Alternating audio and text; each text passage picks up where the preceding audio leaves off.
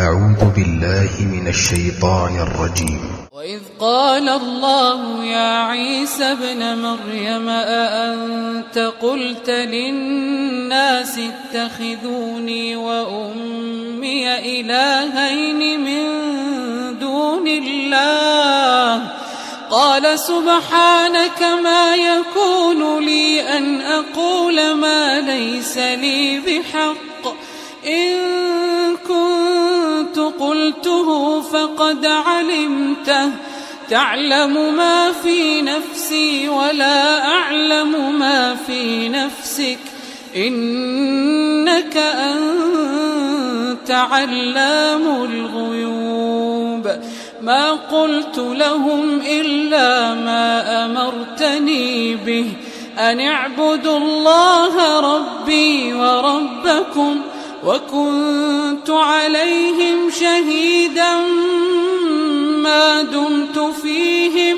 فلما توفيتني كنت أنت الرقيب عليهم وأنت على كل شيء شهيد ما قلت لهم إلا ما أمرتني به أن اعبدوا الله ربي وربكم وكنت عليهم شهيدا ما دمت فيهم فلما توفيتني كنت أنت الرقيب عليهم وأنت على كل شيء شهيد إن تعذبهم فإنهم عبادك إن تعذبهم فإنهم عبادك إن تعذبهم فإنهم عبادك وإن تغفر لهم فإنك أنت العزيز الحكيم قال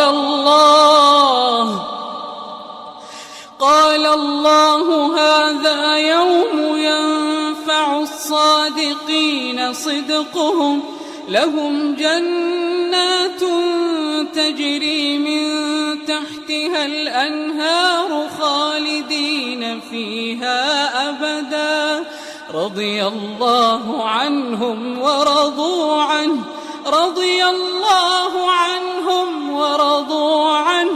ذلك الفوز العظيم لله ملك السماوات والأرض وما فيهن وهو على كل شيء قدير.